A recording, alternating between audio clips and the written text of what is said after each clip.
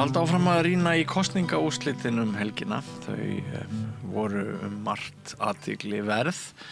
Það allt orðið svarblátt hér í borginni sem áður var rauð og uppsveitir borgarinnar, þéttbýlið í kring, einnig svarblátt. Manni heyrist á sumum að land muni eyðast og allt vistna.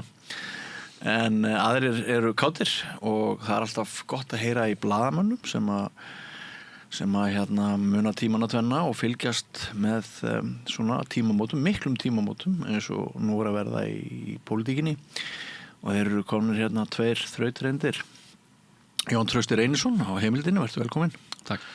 Og Atli Þór Fandal, starfar reyndar sem ráðgjafi núna held ég. Já, blaðamaður. Já, en ég var svona að gera grína þessu í inngangsorðunum að maður hefur lesið mörg stór orð, bara eins og nú fari allt til helvítis. En aðrir segja, nei sko það fór allt til helvítis og þetta bara búin að vera ömurlegur tími og nú bara fínt að verði einhvers konar breytingar. Hvernig leggst þetta í þig? Svo við byrjum með þér.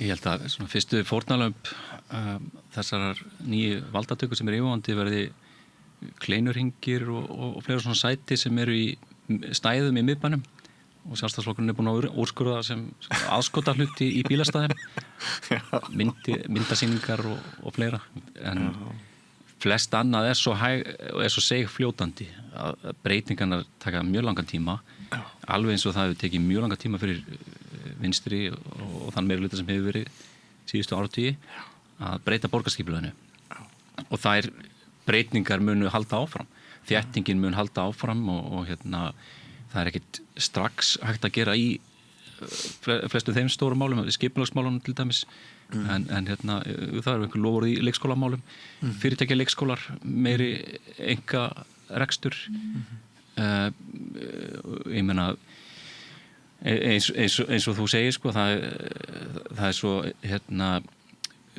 margt sem að hefur bjátað á mörg svona hálfgildingsáföll eins og græna gímaldið og fleira að ég veist að fólk verði fyrir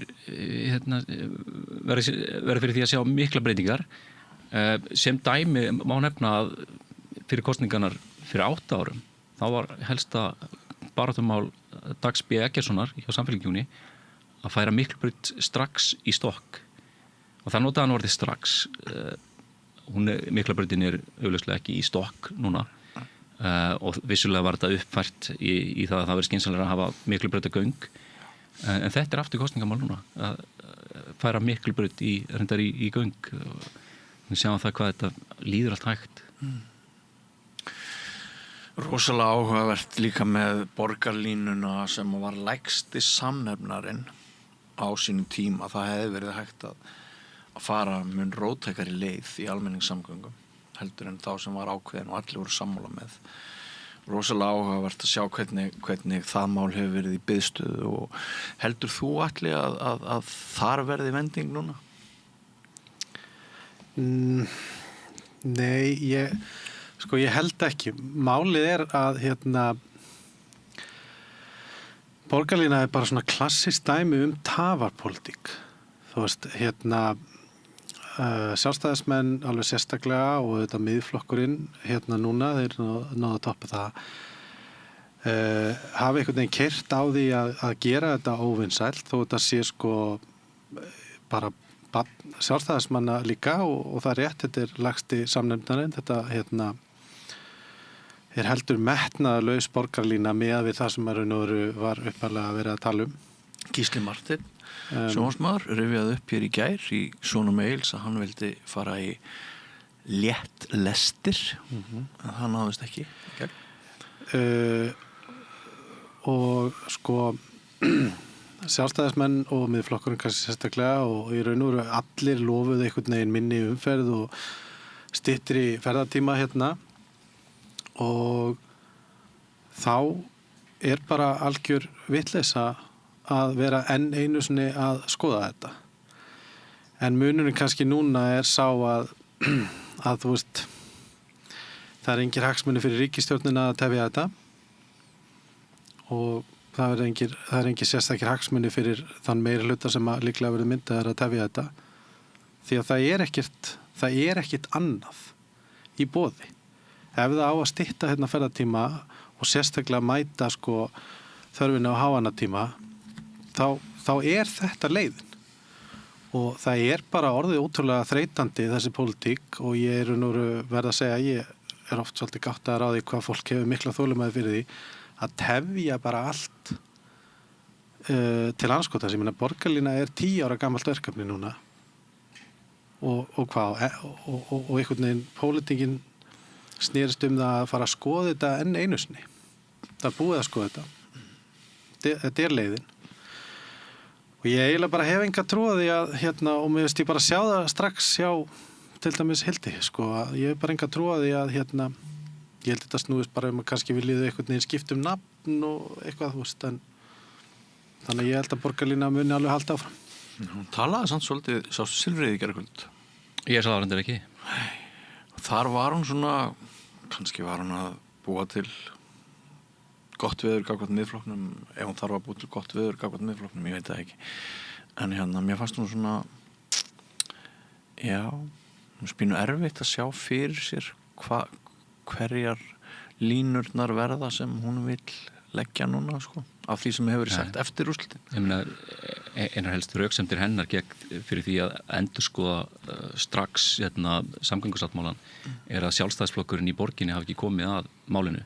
Þó að vissulega sjálfstæðisflokkur í öðrum sveitarfélögum hafi komið að því. Þannig að það ekkit sammála því að það í rauninni ekkit í stefnu sjálfstæðisflokksins sem kallar á einhverjar raunverulega breytingar á þeim áformum. Hins vegar þá var mjög skrítið af Miðflokknum að grípa ekki inn í borgarlínuna á neinn hátt. Þegar vísu að lofa hlutum eins og ókeypis í strætó sem kannski fer ekki alveg vel sama við áherslur Ara Edwald á rekstrar ábyrgð, hvernig lýstu því, sko. En það sem var kannski eitt af það sem var áhugavert við þessa kosningabaráttu var að Hildur trommar þarna upp á það bil síðustu vikunni með alveg mjög svona skýra mynd en svolítið víðfæma af því hvert hún vill fara með borgina, strandbyggðin, og þarna var sko stokkur undir Reykjavíkurhöfn og landvilling út á Granda, mikið að þessu náttúrulega endurunnið. Svo verið að boða byggð á legu svæði Sundabrautar við ströndina og svo framvegis, og það var eiginlega engin umræða þetta. Umræðan var, og þú veist aftur, þarna nýtur sjálfstæðisflokkurinn þess meðal annars að mest lesni vefmiðillinn er klárlega með sjálfstæðisflokknum í liði, eins og við vitum að þetta reykja það bara fjárhagslega og sögulega og allt það. mbl.is, já. Skoða bara fréttaflutningi þar, dag eftir dag fyrir kosningarnar. Þá bara, þú veist, það verið að nota dagskrárvaldið og á þess að fara í einhverja samsæris kenningar misnotkun fjölmiðla og allt þetta, sko.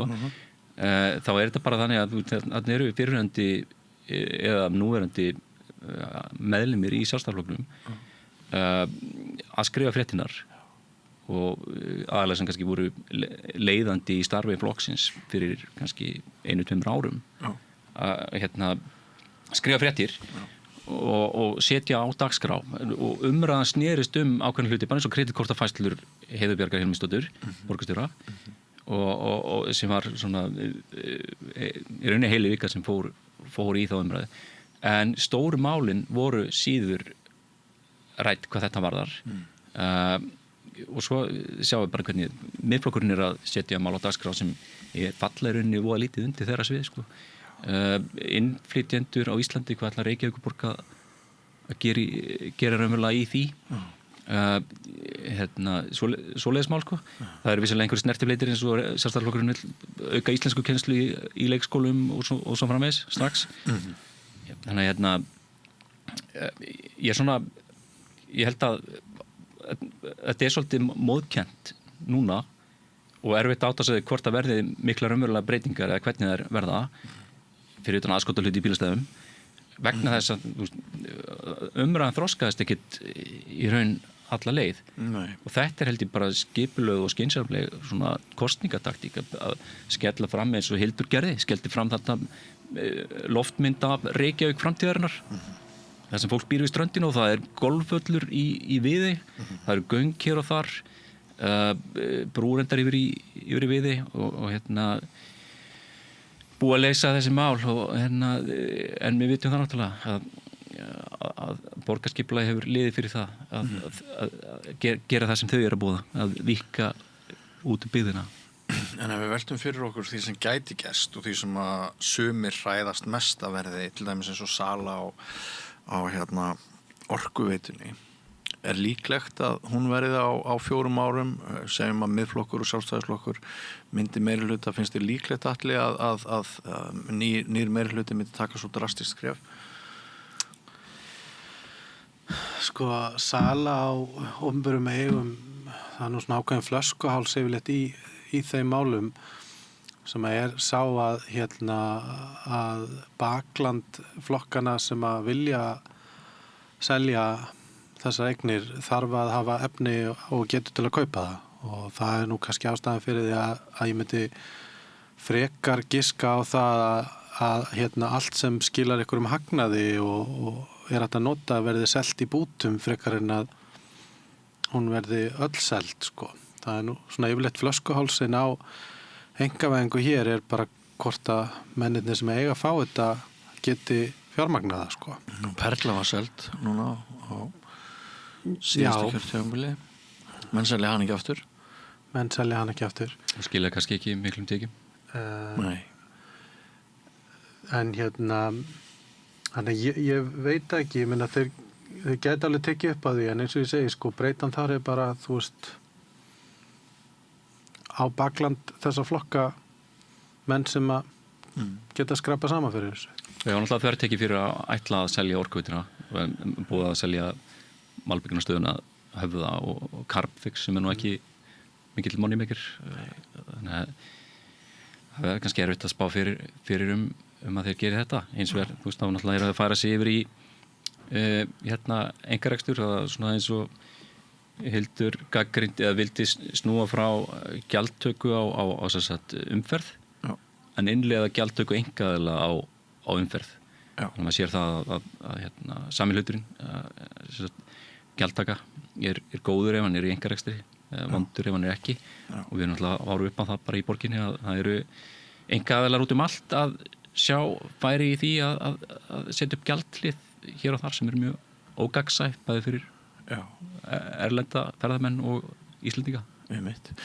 Sko, ef ég leyfi mér sjálfur að spá, þá held ég að ef ég fer 4 ár fram í tíma frá deginum í dag, þá grunar mitt blaðamanns nef segir mér að það sem muni kannski helst breytast við þessa vendingu að rautt verður blátt og hægri öflin taka við, það sem ég held að sé líklegast á svona kannski stærri breytingin gæti orðið svo að við sæjum raunverulegan einkarekstur í skólahaldi sem áður hefur verið á framfæri hins opinbera, að minnstakosti sennilega í töluverðumæli í leikskólanum og svona meira en daður í grunnskólanum.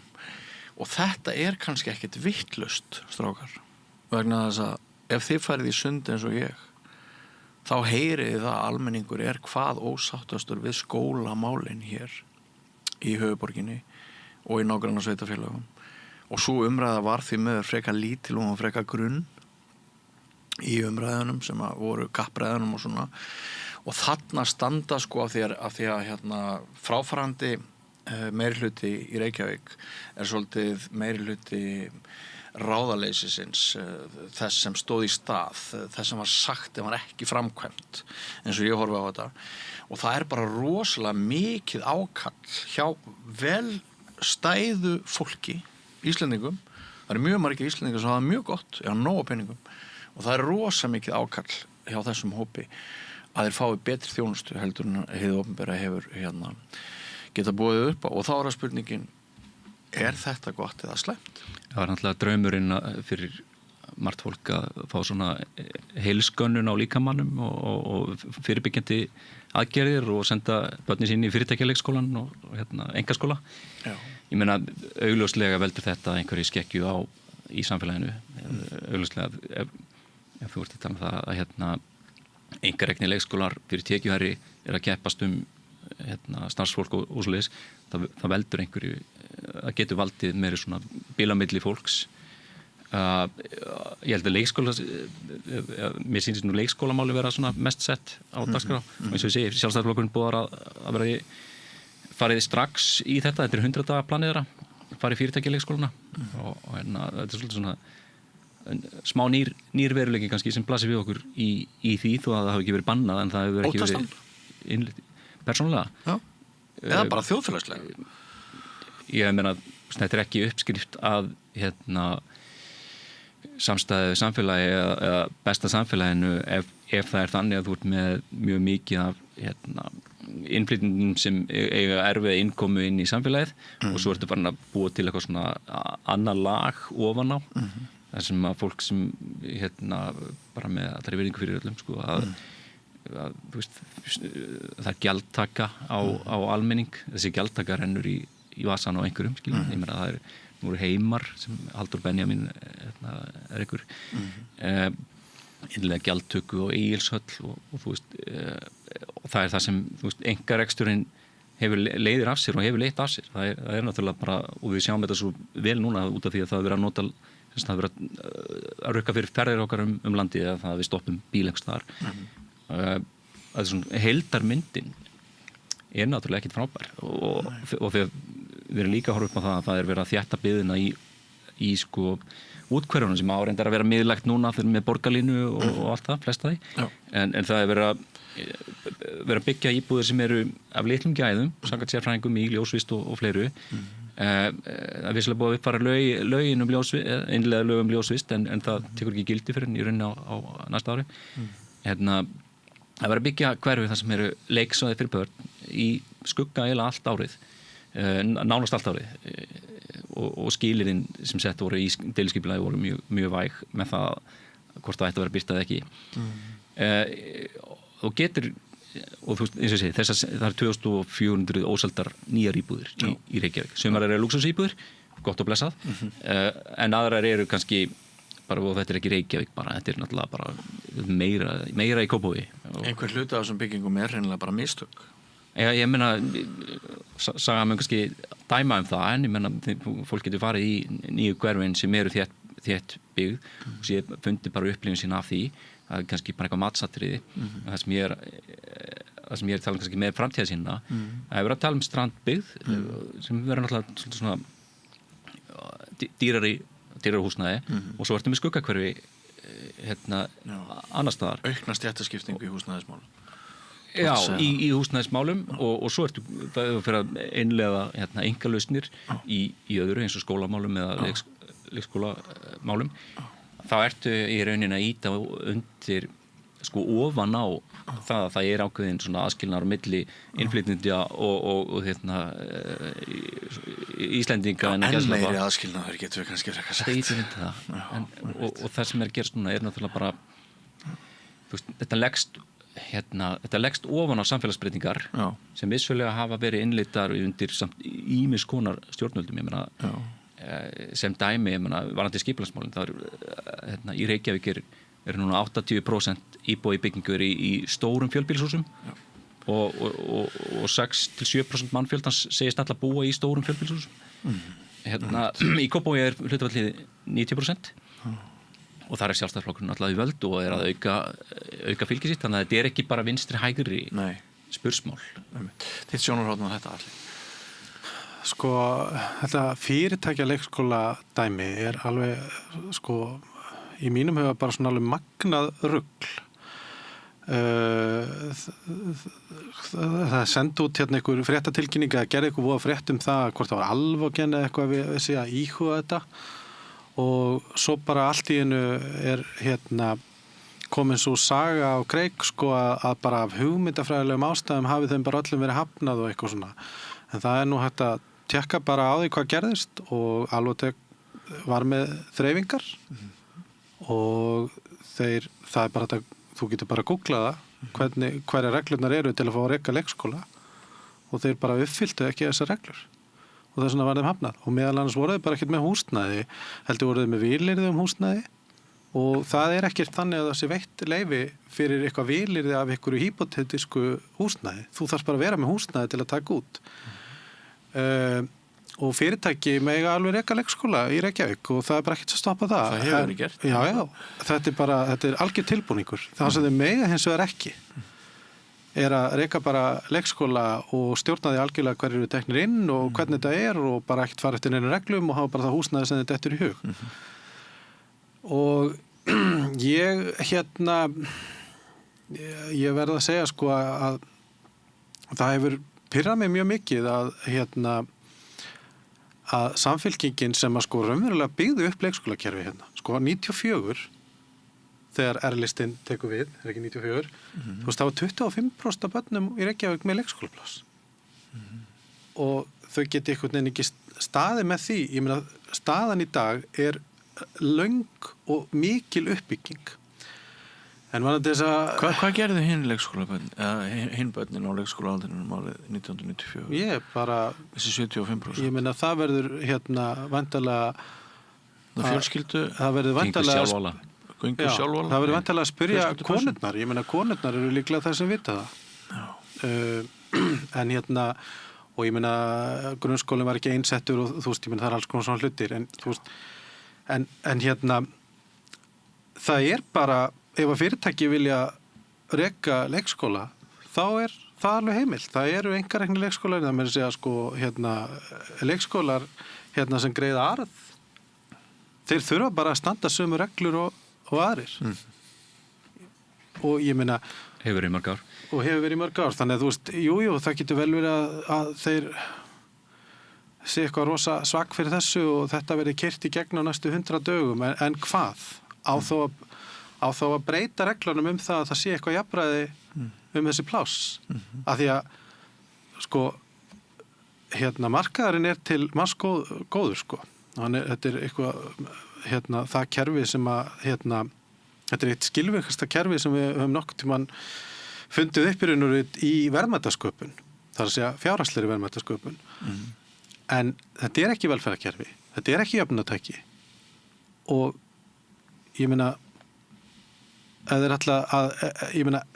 andstaðan hlýtur þá að hafa verið við það að Alvatek var ekki eða einhverju fyrirtæki var ekki leyft að reka leikskóla fyrir sitt starfsfólk og það þarf engum að detta það í hug að þessi leikskóla verði reknir fyrir fólki sem að þrífur þessar skrifstofur eða eldar honni í þetta fólk þú veist, það er algjörlega óumdeilanlegt að þetta mun ýta undir ójöfnu og ég meina það getur náttúrulega velt þessu líka fyrir sér í víðara samhengi og með innleiðingu sjálfvirknivæðingar, gervigrindar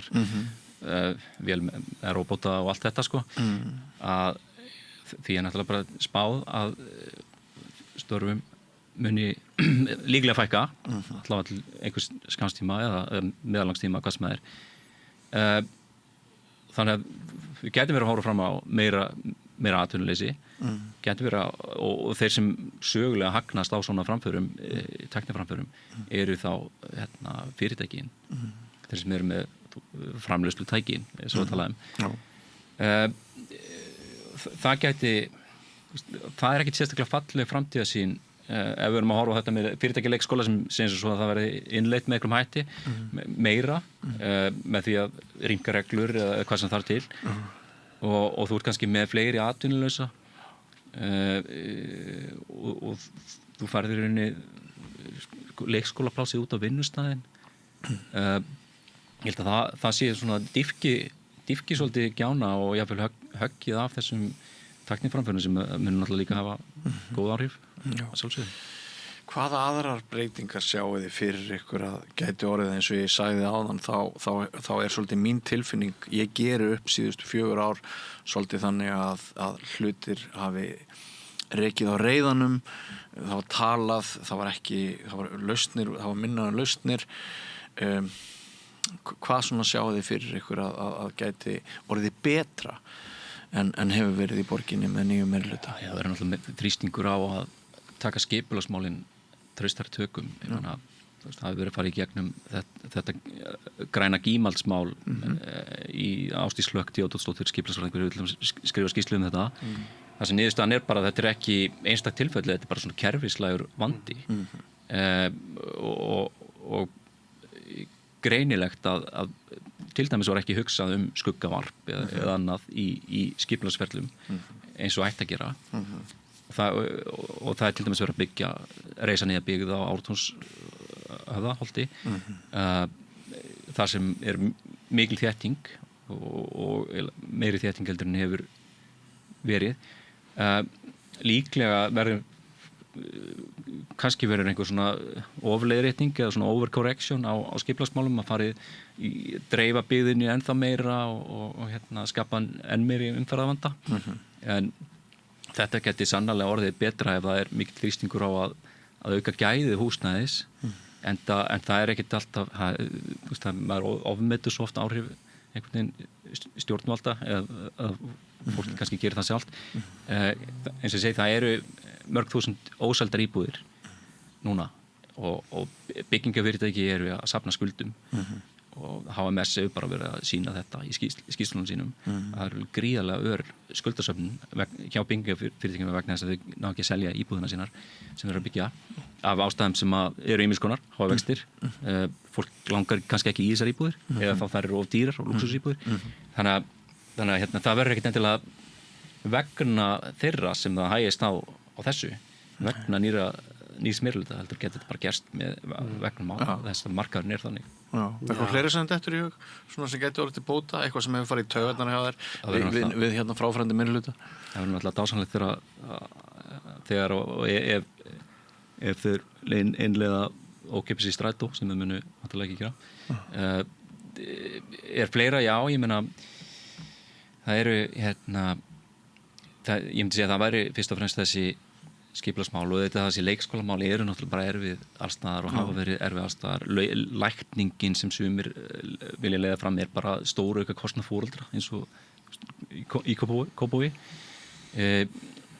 Alltaf til að skerða eða semst minnka álagi sko með þú veist út að hækka kostnað sem ekki til að skerða þjónustu af því að það er mannekla. Ég hef líka bara velti fyrir mér í því samhengi hvort þetta ekki bara æskilegar samfélagsbreytingar að reyna að stytta aðeins tíma leikskólabarna.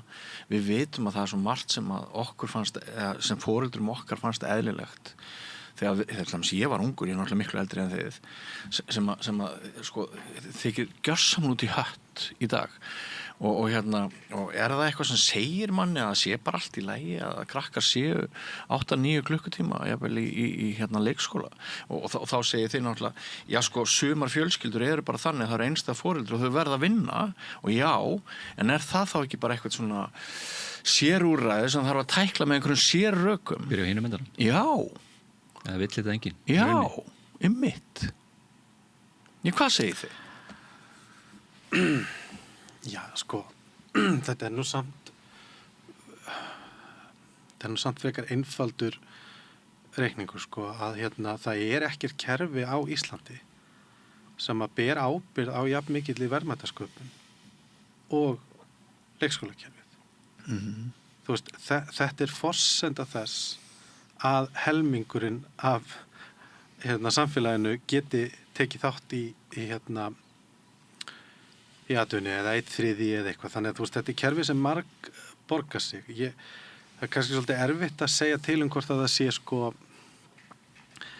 hvort að það sé gott eða vont fyrir börn að vera svona lengi þarna eða fara svona snemma eitthvað en sko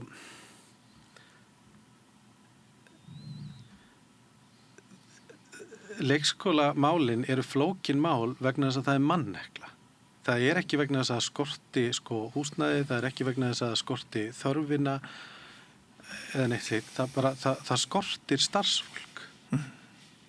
Og það hefur verið farið í alls konar breytingar undanfarin ár. Til dæmis var, ég man nú ekki hvað heitir, ein kennsluréttindi sem gildi á öllum stigum. Það hefur verið valdið því að samkeppni að leikskólakennarar eru farnir að færa sig ofar í skólakerfinu og Við höfum illa sinnt íslensku kennslu sem að veldur því að íslenska takmörku gæði á atvinnumarkaði í dag og og við erum með sko ríkisstjórn sem fókusar meira einhvern veginn á það að sko leigubílstjórar tala íslensku heldur en til dæmis að við reynum að hafa fólk sem talar íslensku í að fara í leikskólakennaranámi eða vinna sem ófaglærður. Þú veist, það er mjög erfitt, það er allavega, ég upplifa ekki að ég sé rétti maður til að svara hvort það sé hollt eða vont fyrir börnin sko, en hver í meirihluta, það breytir ekki ástæðum þess að þetta svona, vegna þess að þetta ekki svona vegna þess að hér hafi bara verið einhvers konar kommunismi við völd sem að réð ekki neitt við neitt. Þetta bara... En svo náttúrulega fæðingartíðni fallandi og langt fyrir neðan það sem hún þarf að vera til að viðhalda mannfjöldanum.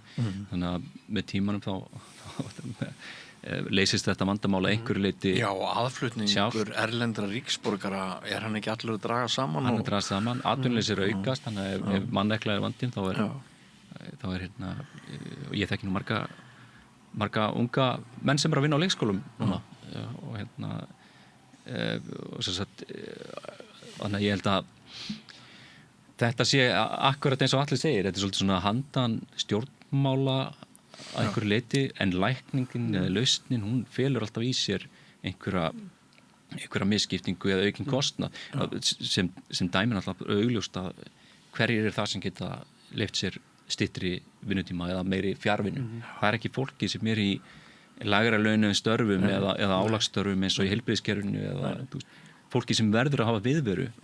Það getur ekkert valið auðveldlega að hætta fyrr að vinna á daginn, þá fólki hefur bara sagt upp eins og læknunum á Landspítalanum. Og kannski aðeins sko, ég myndi ekki vilja segja sko þetta veri handan stjórnmálin að lesa þetta, en sko stjórnmálin verða að átta sig á því sko að þetta ekki bara spurning það eins og oddviti Viðreisnar sagði að í sumum löndum væru leikskólar hilluvara, eins og það væri bara einhverjum svona gámar sem var hægt að geyma sko, en það búið að taka ákveðnar ákvarðanir sem hafa ekki brugðist við þessu. Það talar enginn til dæmis dagforeldrakerfi lengur. Það í dagforeldrakerfi sko, það með sína galla þá það sveigjanlegt kerfi, það sveiflujöfnunarkerfi. Það auðveldara að fá inn nýtt fólk þar til þess að taka við kurvum og eins auðveldara raun og að fólk færi sig út úr þessu. Það vantar faglærða leikskólakennara, en á sama tíma höfum við sko mjög illa sinnt því að til dæmis meta reynslu til dæmis dagforeldra sem að gætu þá stiðsileg. Þetta sko kapasitet mál sko. Okkur vantar ákveðna tegunda starfsfólki, okkur vantar líka það líka bara mannekla og ófaglærar, en sko þar kemur inn sko menntastefna stjórnvalda og leiðir til þess að sko ýta fólki upp þrep. Því ekki sinnt. Svo erum við með eins og segir fæðingartíðina, en við erum líka með mikið af innflytjendum. Það búið að gera ákveðna breytingar á innflytjendastefnu sem að mun leiða til þess að hér mun hægjast á, og svo munum væntanlega sko enn fleiri hlutfallega faransverkamönnum sem eru þá barnlausir jafnvel hækka. Þú veist, þetta ekki sko, það ekki þannig að svona stór og flókin kerfi séu bara einhvern veginn leyst með því hver í meiri hluta í Reykjavík. Þetta á báðum stjórnsýslustigum. Ég held að Ásdísi í Kópavogi hafi samt tekist einhvern veginn að vinna þessa umræðu. Já, hún vann með þetta, hún kom með einhverju lausn, en það þarf líka að horfa á samt, sko, hluti eins og bara meiri hlutin sem að núna að fara frá skilur eftir sig ákveðna minnisvarða. Einn af þeim Brákarborg, leikskólinn, þar sem farið í mjög dýra og misheppnaða uppbyggingu á forsendum sem eru mjög fallegar og vissulega af allt það. Án þess að nokkur taki ábyrgð. Já, og bara þakki þoldi þetta ekki og guðma vita hvað, eftir að keyptu þarna kynlífsstækjaverslunina og ætla að uppfara húsnæði. Í Þorlákshöfn til dæmis byggði Elliði Vignisson og hans fólk leikskóla ég man ekki, brot af kostnaðinum sem þarna var.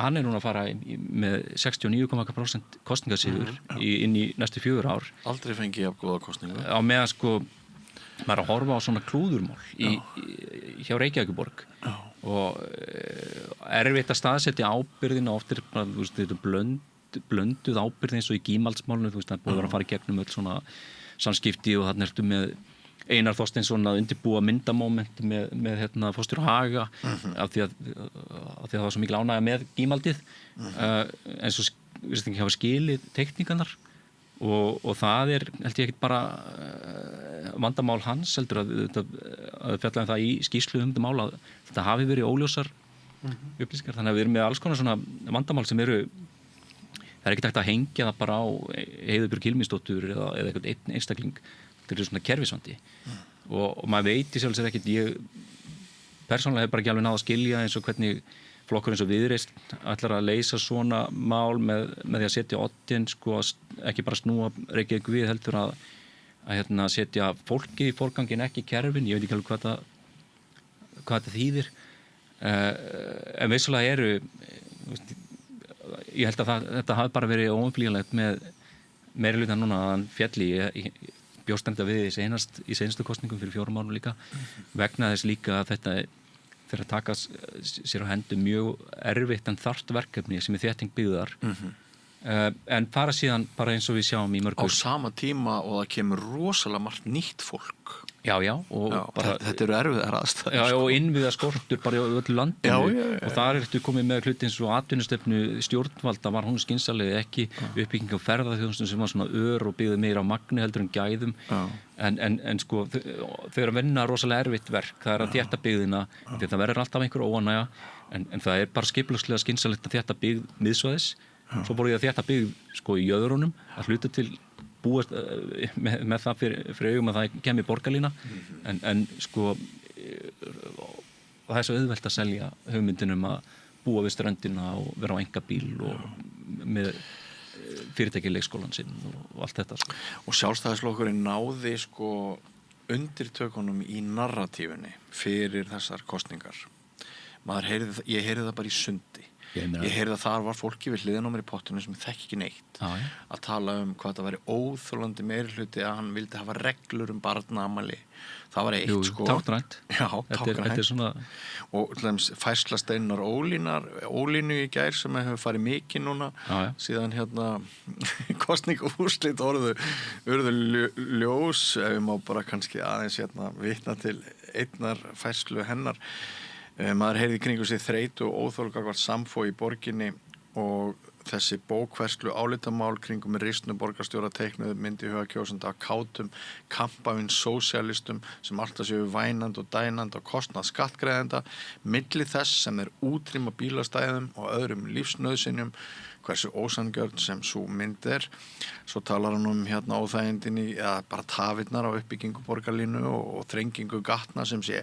eitur í beinum sumra og eitt get ég sagt til viðbútar bara svona úr mínu nærumhverfi persónulegt það sem svona litlar sögur verða alveg risastórar og ég held að hafi haft töluverð áhrif á þessi kosningaúrslit ég heyrði það fyrir nokkrum vikum að sundlaugin sem ég heimsæki reglulega Vesturbæjarlaug þar stæði til að fækka bílastæðum og sama tíma þá að verða meir og meira aðsókn eftir að nýja gufan var tekin þar í notkun og þarna bara hellingur af fólki í Vesturbænum og öðrum notendum sem sjá bara lífsgæðum sínum ógnað vegna þess að sumt gamalt fólk það verður að fara á bíl til þess að fóta fúið og verður að geta lagt bara rétt fyrir utan og það er svona skiljið hvað ég hafið Já, þetta náttúrulega við á styttinga og opnatíma sundluga.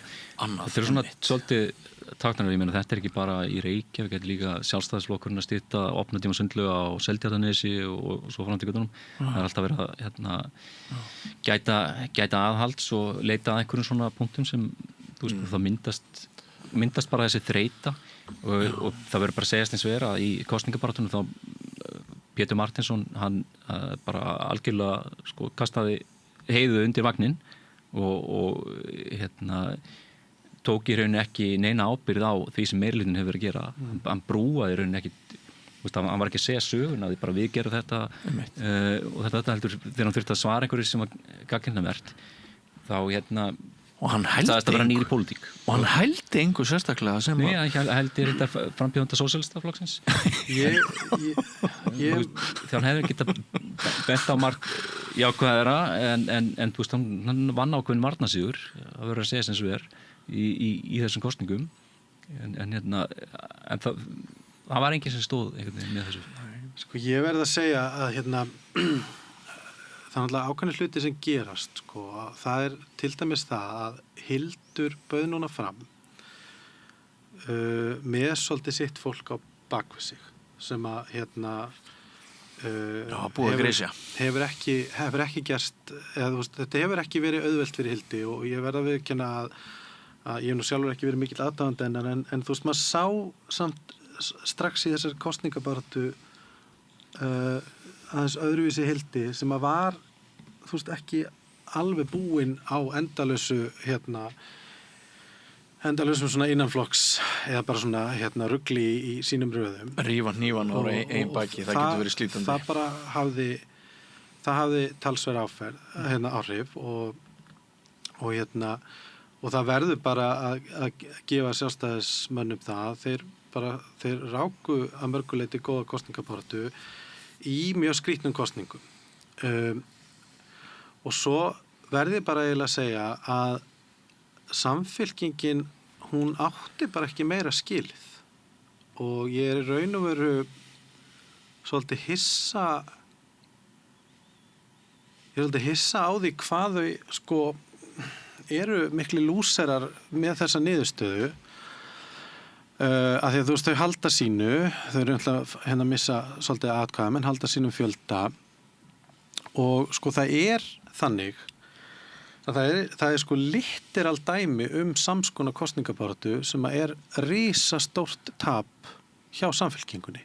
Það þegar Árni Páll ákvað 2013 að keyra kosningabaráttuna í andstöðu við verk eigin flokks og með sko endalausum bara svona niðurlægingum og dónaskap gagnvart Jóhannu. Þetta fer ekkit vel í fólk. Og það ekkert bara Pétur sem stunda þetta eru þetta líka nýja forysta Samfylkingarinnar sem að tók bara einfallega þátt í því að reyna að losa sig við borgarstjóran og sko Heiða ég er ekkert alveg sannfærður það að Heiða hefði átt að leiða listan eitthvað frekar en þetta eru tvær ákvarðanir sko eitt að vilja losna við Heiðu og annað að velja Pétur sko og það var auðvitað prókjör þarna en þú veist það hvernig var reynt að losa við Heiðu var bara gert mjög brussulega og það fer ekkit vel í fólk þetta bara þú veist þetta ekki þannig að þú veist ég verð að segja sko að mér finnst með við þá kosningabaráttu sem Samfylkingin rak þá finnst mér kjósendur hafa bara komið ótrúlega vel fram við hennan flokk því að þau áttu eiginlega ekki einu svona þetta inni. Þau klúðruðu bæði uppstillingunni og kosningabaráttunni. Það niðurstaðið eitthvað beggja? Já, ég meina uppstillingin bara eitt skilur en þú veist, þessi útskipting og þetta vesen í kringu þetta og geti einhvern veginn ekki sætt þetta er bara brussuskapur sem að þú veist, fólk fílar ekki. Þetta var náttúrulega bara mjög erfitt verkefni til að byrja með af bara áþreifanlegum ástæðum bæði vegna þessara minnisvarða sem eru mistök sem eru bara áþreifanlegur og fólk getur horft á og svo bara vegna þreytu á þéttingastefnu og á stjórn Samfylkingarinnar sem að vísu sko að vera nú að hrósa þeim fyrir það hafa, og ekki síst að vera Bjarkesson að hafa náða að halda með svona ágæti samstarfi svona heilt yfir og sást hversu hrætt það fórgörðum eftir eina var borgarstjóri en það var líka svakalega erfitt fyrir Samfylkinguna að höggstafurinn sem að var þarna upp á sviðinu í hvert skipti sem voru umræði fyrir að vera tala um lóðabrask en eitt dæmið hvernig Samfylkingin sko áleitin hafa farið mjög illa með stöðu sína að gefa bensinstöðar lóðir hvert skipti sem lóðabrask kom til umræðu gátu henni frambjóðandunir bent á Pétur og lengt eða ljóst vísa til þess að hann náttúrulega hagnaðist á því sem mætti flokka undir lóðabrask en hann flokka náttúrulega undir það að borgin hafi reynilega gert ykkur sjálf gert mistök trúverðuleika vandamál.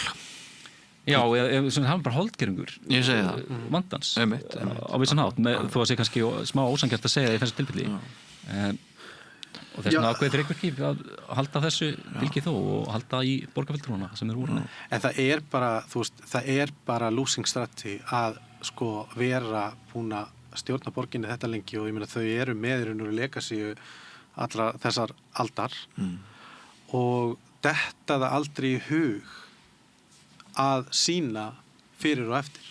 Bara detta það aldrei í hug af því að þau bara eru auðvitað er þreyta en þetta er líka eitthvað svona skortur á sjálfströsti. Ég meina, mér er mjög minnistætt fyrir 3 árum þá fór ég á sýningu á Sódóma Reykjavík í Bíóparadís og alveg mögnuð mynd eins og allir þekkja. Og svo er ég að horfa á hana og það er sena í lokin þar sem að þau eru að keyra borgina þvera og það er svona loftmyndir og hún er hvað frá 92 þessi mynd eitthvað svoleiðis, og þú veist og borgin er bara auðn. Þetta er bara eitthvað smáþorp, tætingsleg húsaþyrpingar og ég man það bara, þú veist, að þegar ég var þarna, þú veist, þá hugsaði ég bara, þú veist, er það þetta sem fólk er að sakna? Þetta er mjög góða punktur. Þú veist, ég meina, þú bara, sko, staðreyndin er sú að meirihluti, sko, Ingibjörg Sólrúns og meirihluti sem Dagbjörg Akesson hefur leitt, þeir hafa skilað gríðarlegum árangri. Þetta er allt önnur borg og það er miklu betra að búa hérna heldur en fyrir 20 árum. Það er orðið meiri borg. Og og það er búið að fjölga gríðarlega hjólastígarnir og allt þetta. Já, ég meina það er 7500 færri bílar í Árbæjarbrekkunni vegna aukningu á hjólreiða og notkun strætó. Ég meina það hefði til dæmis verið ágætt að benda á þessa hluti. En ég er að segja sko, þú veist, samfylkingin verður bara að horfast í augu við það að þau endurtóku Árna Páls kosningabarátuna sem var hræðileg og þau bara sluppu ótrúlega vel og svo er það líka bara þannig að þau eru bara algjörlega búin að hliðarsetja sko mann sem að leiddi hennan flokki gegnum hvern sigurinn á fætur öðrum á meðan flokkurinn var í henglum og það er Dagbjörg Akesson. Ég meina, hvar var hann í kosningabaráttunni? Og það verður náttúrulega að segja sem svo er að Kristrún ákvað að svona skipta sig meira af kosningunum heldur en vanlega hefur verið gert á hálfu forsætisráðherra. Maður getur rétt ímyndið hvernig manni hefði liðið ef til dæmis Bjarni Benediktsson hefði skipt sér svona af kosningum í Reykjavík þegar hann var forsætisráðherra sem var þetta slítur út. Þú tekur undir þær gagnrýnisraddir sem hafa komið fram á hana að beita sér svona? Ég myndi bara segja mér sýnist hún vera að hafa svolítið ofmetið sko eigin stöðu og sína eigin inneign sem er líka það sem ég held að Einar Þorsteinsson hafi gert að bæði komuðu svolítið sem stormsveipar að vissu Einar hraðar inn í stjórnmálin og með svona ferskleika hún er vissu nýtur ennþá vinsælda og ólíkt Einari en hún setti sig þarna í miðju atburðarsinnar, hún talaði að gera Pétur að borgarstjóra. Þau komu með útspil sem er kölluð útspil rétt fyrir kosningarnar sko þétta útkvarðabyggð sem fárar að biðja beinilíð sko. Hún sko varði afmælisdeginum sínum í karaoke í Reykjanesbæ þar sem samfélkingin tapaði síðan mjög illa ekki út af karaokeinu, hún söng ágætlega tek það fram, líklega út af því að frambjóðandinn í þau sætti skandalisera með því að hóta að taka einhvern sviðstjóra eða eitthvað hjá bænum á bakvið hús og gera hún mólík en sömuleiðis í Kópavogi fólk virðist ekki ákunna að meta þetta mjög vel með hvernig gengið heilt yfir það sem hún kom nálægt, ég er ekki að kenna henni það kannski hefði þetta farið verð hefði hún ekki stilt sér upp við hlið Péturs en fólk sem er óánægt með ríkisstjórnina af ýmsum ástæðum hvort sem það er kílómetragjald eða verðbólgan sem þau eru auka eða hvað sem er það er það útrás á kjörseðlum og Kristrún sko fékk Sólveigu Önnu Jónsdóttur svolítið upp á móti sér það er ekkert grín heldur sko rétt fyrir kosningar. Er einhver sem ekki hefur komið sér í ástöðu? Sko, bottomline samt sko að mér þú veist og ég mjög vonsvikinn með Pétur og hans viðbrögð við þessu. Það ekki eðlilegt og það ekki réttlátt að oddvitin ætlist til þess að kjósendur hans sleiki hans sár. Hann á að stappa stálinu í aðra. Finnst hann hafa vælt? Já, mér finnst hann hafa vælt og ég bara ekki að fíla þessa tegund stjórnmálamanna. Hann náttúrulega kann þetta ekki neitt, kallinn. Og ég meina það svo annað mál. Bottom line sko að Samfylkingin sem að sko þú veist, þau einhvern veginn sko, ég upplifu þau sko sem mestu lúserana út af því hvernig þau sko haga sér og túlka niðurstöðuna, ekki endilega út af bara árangri. Ég veit þetta minna en þau voru að vonast eftir og allt það, en sko það þarf að reyna að spila úr stöðunni. Sko. Það nú ekki langt síðan sjálfstæðisflokkurinn mældist bara jafn stór og Samfylkingin í Reykjavík. Það ekki langt síðan. Nei. Það er fallið mikið. Hann hefur fallið mikið og ég minna hann var í 29% áður en að með brussulum hætti borgarstjóra var skipt út og ég ekki til að styðja borgarstjóra, ég að reyna að segja að það þarf að gera svona hluti aðeins reynilegra, sko. Það má náttúrulega segja það Pétur ákveðin varnarmaður og var náttúrulega varnarmaður en hann byrjaði í rauninni bara rangstæðar í kostningabaráttunni og svo skoraði hann eitthvað sjálfsmark. Rangstæðar Hafsend, það nú eitthvað. Það tegja sig ansi við. En ég bara segja sko að þú veist, það komnar strax alls konar skýringar að það sé einhver hægri sveifla í samfélaginu og ég meina Samfylkingin þó líka hluti af einhvers konar hægri sveiflu, sko. Ég meina þau þurfa aðeins að skoða sig með það og það þarf að læra af þessu. Ég meina eitt ótrúlegt dæmi til dæmis hvernig þetta bílastæða dót þessi rányrkjufyrirtæki sem eru að rukka fyrir enga bílastæðin, hvernig það varði einhvers konar megamál. Ég meina þetta bara reglugerðamál. Men okkur að leyfa þess að hanga, þetta bara reglugerðamál neytendavernd. Það þetta að setja skilyrði merkingar hvað má rukka mikið eða hvað sektir þetta vera mikla, hversu margir dagar þurfa að líða og það það þannig sem að þau þurfa að tækla þetta. Þau þurfa að læra af þessu að því að niðurstaðan ekki að kjósendar hafi ekki skilið hvað þau eru frábæri eða þau hafi ekki verið nógu góð að koma að skilabónum eða að kjósendar hafi ekki verið nógu góður að skilja hvað margt hefur breyst heldur að þessi kosningabarátta var ekki góð. Hún var veik og hún fór seint á stað og það eins og það hafi komið fólki á óvart að það yrði ykkur þörf á því að verja alls konar hluti eftir alla þennan valdatíma. Svo líka ákveði orkuleysi í sumum frambúðum hana og endurtekning og svona vantar trú og kraft vinstrið. Maður hélt að það myndi fá meira. Píratar náði ekki.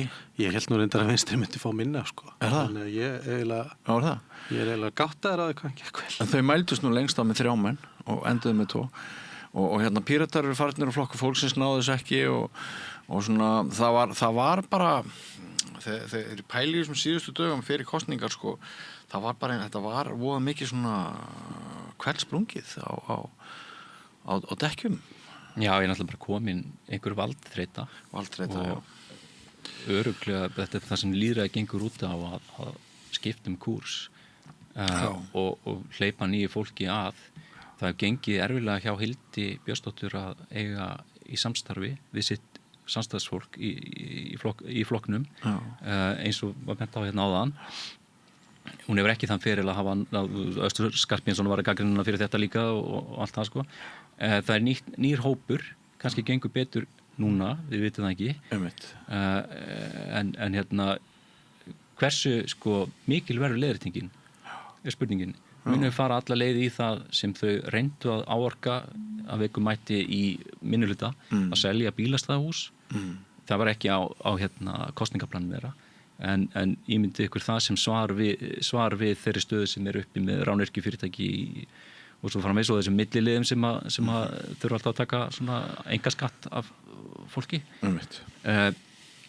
Og margir muna eftir því hvernig þetta gekk með Sjálfstæðisflokkinn í borgarstjórn. Það ekkert sem segir að það verði aftur þannig en það var bara algjört rugl á borginni. traustið náttúrulega ekkert mikið meira núna heldur en þá, en traustið er svo sem ekki meira á minnihlutanum heldur en meirihlutanum. Sjallar voru náttúrulega í borgarstjórn með Birni Inga og þeir seldu hlutin í Landsvirkjun sem var náttúrulega stórt tap. Já, ég meina sko, allt sem þú voru að reyna allir hagsmuna árekstrarnir, þetta var bara vondur tími í sögu borgarinnar. En sko mér finnst mjög áhugavert miðað við hvað ég þekki margt fólk sem til vinstri sem sko svona hálfkvíslar að manni, ég samt bara til í þessar breytingar, ég peppaður fyrir þessar breytingar því ég var hann svo leiður á hinu. Og þess vegna held ég að ég sé sammála þér með að ég veit ekki hver mikil hægri sveifla mældist í kosningunum. Þess vegna notaði ég meðvitað sko að tala Rauðaborg og hún blá núna. En hvort hún verður eitthvað rosalega miklu meira til hægri, við höfum eftir að sjá það. En þetta var bara einhvern veginn orðið óumflýjanlegt að það yrðu umskipti. Já, ég kannski ekki að andmæla eitthvað svona hægri sveiflu en ég meina eitt kostningatap svo sem sko, ég meina það ein breyta þetta, þú ert náttúrulega að skoða þetta í einhverjum trendum en ég raun og bara að reyna að segja sko, ef það hægri sveifla þá auðvitað sko, þá auðvitað Samfylkingin sem leiðarstef í ríkisstjórn hluti af þeirri hægri sveiflu, ég meina það bara, þú veist, sko stjórnmálaflokkar eru ekki bara einhverju viðtöku aðilar af einhvers konar opinion poll, sko. Þú veist, stjórnmálaflokkar eru, þegar þeir fungera, þeir virka margir hverjir svona hálf tómir á Íslandi og ekki mikið kapasitet þarna, en þetta eru öflugust og sterkustu maskínur til þess að hafa áhrif á samtalið. Það er hlutverk þeirra.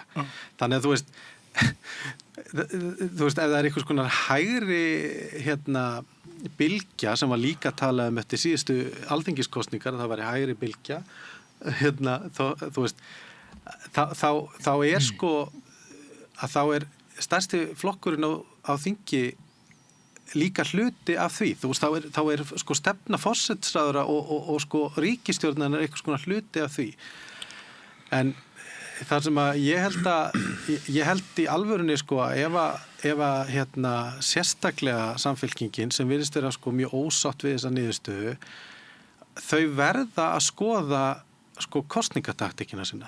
Það bara sko, það er svo augljóst að miðflokkurinn var sko frekar svona gagnadrifinn og með alls konar, ég meina, þú veist, ég get ekki tekið undir þá pólitík sem þeir stunda sem bara svona gremja og kvart og nöldur, þú veist, en það auðvitað kannski leið til að sigra, en það eru svona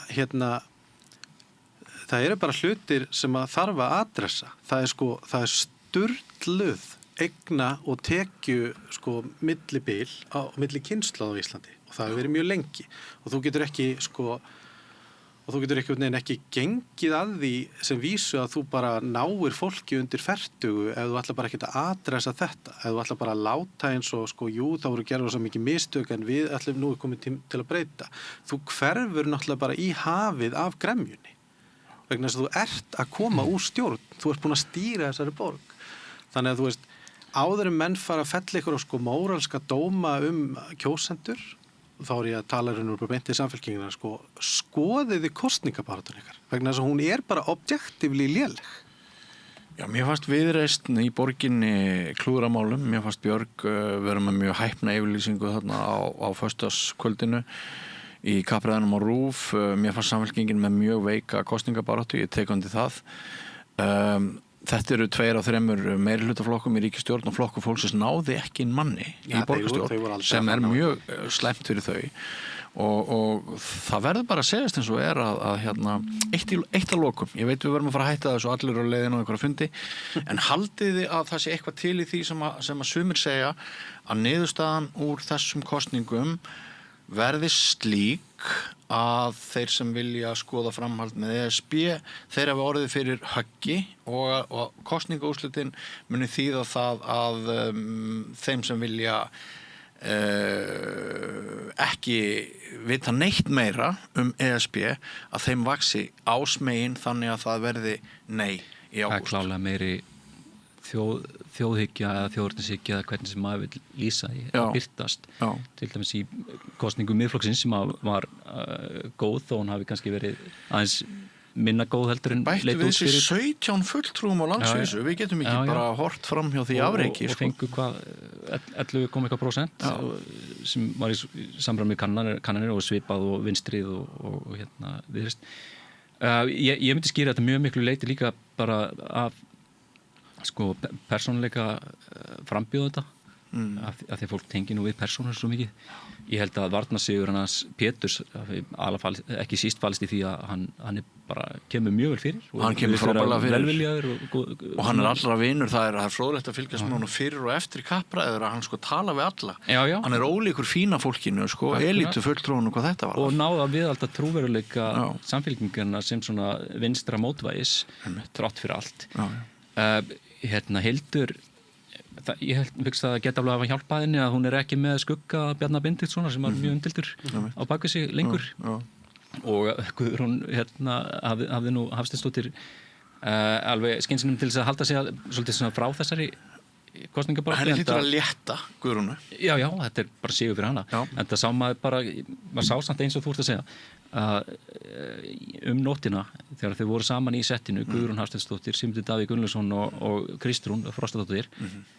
Kristrún reyndi að bera sig svona sæmilega vel og vera auðmjúk og gangast við því, þú veist hvað þetta þýðir og óskaði þeim til hamingju. En maður sá sko blikið í augunum á Sigmundi Davíð og sko nánast viðtennur hjá Guðrúnu Hafsteinsdóttur. Þeir sáu bara, þarna einhver veikleiki. Þau svona hjóluðu í hana. Vígtennur Guðrúnu Hafsteinsdóttur. Birtust þær okkur þarna í beinni. Hún byrjaði sko, ég ætla ekki að fara vera með einhverjar líkingar sko, en hún byrjaði svolítið svona að glefsa frá sér. Í stað þess að taka þessi bara þakkaði fyrir, þá hert hún ætlar að verða harðari og ég held að sko það verði engin miskun og þetta Evrópusambandsmál verður nota vegna þess að fólkið að finna í stjórnmálunum að það veikur hlekkurinn, það er einhver hljómgrunnur fyrir meiri þjóðurnis stemningu. Þau finna blóðlykt og þau ætla að djöflast í þessu. Heldur þau að við segjum já eða nei í ágúst? Mér finnst það svakalega erfitt að spá fyrir að þetta verður náttúrulega alveg heilmikið stríð sko. Hvort heldur þau? Án ábyrgðar, bara svona tilfinning? Myndi ég giska á að væri myndi ég giska á vegna þess að það er svona fyrir eitthvað skuldbindingar lítið en það er verið að reyna ítundi það að þetta sé full skuldbinding í umræðinni en ég myndi nú ekki neitt veðja á það.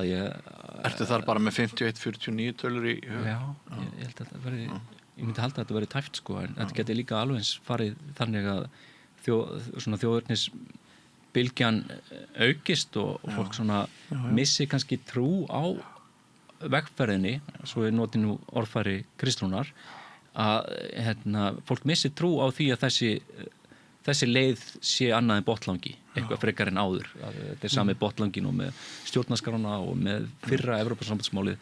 Þetta er ykkur líka svona því sannlega. Kæra þakki fyrir komin að Rauðaborðinu, Jón Trausti Reynisson að heimildinni. Atli, þú ferð að loka orðið þitt sjónarhorn á þessa síðustu spurningu. Já, ég held reyndar að þetta verði nei og ég byggi það aðalega á því að mér hefur þótt eins og ríkisstjórnin eða þá kannski sérstaklega Viðreisn bara svona sjá ekki alveg hvað við að eiga og af því að sko andstæðingarnir eru vel fjármagnar og vel skipulaðir og núna fullir af sjálfstyrsti og maður sá það bara hérna í Synir Egils að hann var Tómas og Sjálfstæðisflokknum að greina og var bara kampakátur og kunnið þetta allt saman og talaði bara til síns fólks og bara flokkurinn er risinn og ég meina sigurvegari þessar kosninga er eiginlega Guðrún Hafstein, sko, ég meina hún hafði vita á því að greinilega hlusta á það, þú veist að hún myndi halda sig aðeins til hlés eða kannski var hún annars staðar þar sem að það þótti. Og mér bara trendið er niður á við og það er bara sko upplýsinga það eru bara svo rosalegir sko hagsmunir á bakvið það að halda okkur þarna utan og mér hefur bara ekki þótt eins og Viðreisn sem að virðist reka þetta mál mjög hart sko séu bara með mjög skýrt plan hvernig þau ætla að samfara fólk. Þurfum meiri fókus. Ég held að strategíana ætla einhvern veginn að henda þessu fram og gera þetta rosalega hratt sé algjörlega banal og hafi meðal annars valdið því að hægri flokkarnir þeir fengu svona sense of urgency og gátu skipulagt sig og þjappa sínu fólki hratt saman. Ég held þetta séu ótrúlega mistök að ætla að gera þetta svona meðal annars vegna þess að þetta nú þegar retreat, sko. Þetta nú þegar verið að taka upp gamla hugmynd sjálfstæðismanna og framsóknar, þar að segja Sigmundur Davíð þá, það að það þyrfti að fara í einhver svona kosningu. Það þarf ekki að fara í svona kosningu, það algjörlega óumdeilt að þetta ennþá opið, þau geta hitt þetta fólk og það hefði verið miklu skynsamlegra að gera þetta þannig að næstu kosningar snérust þetta. Já, ég spurði held ég alls 3 þingmenn stjórnar meirihlutans á síðustu dögum af hverju maður heyrði þau í ríkisstjórninni ekki tala með eigin máli á sama tíma og við höfum heyrt mjög svona skipulaða herferð stjórnarandstæðingana gegn þessari kosningu í ágúst og svör þeirra allra 3 voru eins, við ætlum ekki að byrja fyrir en eftir sveitarstjórnarkosningar. Við ætlum að leyfa sveitarstjórnarkosningunum að eiga sér stað án þess að menga þeir með þessu. Þetta svona draumsýn stjórnmálamann að sveitarstjórnarkosningar gerist í einhverju tómi, sko. Já, og stóra spurningin núna en kannski var nú einmitt eitt besta tækifæri ykkar til þess að tala þessari röddu fyrir sveitarstjórnarkosningarnar og núna með þeim úrslitum sem hafa orðið, þá kann nú bara vera þessi orðið og seint. Og ég segi bara eitt að lokum, sko. Málið að ástæðan fyrir þetta mun ekki ganga upp að þetta bara nákvæmlega eins og Brexit. Það þannig að ríkisstjórnin ekki einhuga þetta og samfylkingin virðist ekkert svona vilja þrýsta mjög mikið á þetta. Þannig að þessi atkvæðagreiðsla í raun og tilraun til þess að láta almenning taka þess ákvörðun fyrir þau. Af því að þau get ekki einhvern veginn díla við þetta innan sinna raða og teki bara þess ákvörðun og staði þá með henni eða teki hann ekki. Og það bara yfirleitt ekki, það gengur bara yfirleitt ekkert mjög vel í að halda ríkisstjórnum lifandi eða að sigra, eða ná þeirri niðurstöðu sem að ríkisstjórnum vilja. En ef samfylkingun sama hvort það verið já eða nei í þessari kosningu, þá erindi flokksins að litlu orðið. Ég held að það sé ekki sama hvort það já eða nei, en ég held að það sé augljóst að þetta ekki að frumkvæða samfylkingar. Einmitt. Atli Þór Fanndal og Jón Trausti, kæri þakki fyrir komuna. Það mikill fengur að ykkur hér við rauðaborðið. Ekki vera langt, kæri hlustendur og áhorfendur, við komum með nýjan kafla eftir andartak. Góðir fjölmiðlar eru mikilvægur partur af því súrefni sem sérhvert samfélag þarf á að halda. En góðir fjölmiðlar, þeir þurfa ekki endilega að vera hlutlausir, en þeir verða að vera sjálfstæðir. Alveg eins og góðir háskólar og traustir dómstólar þurfa að vera sjálfstæðir. Þeir þurfa að þjóna fólkinu, ekki valdinu. Ég heiti Þorvaldur Gylfason og ég styð samstöðina.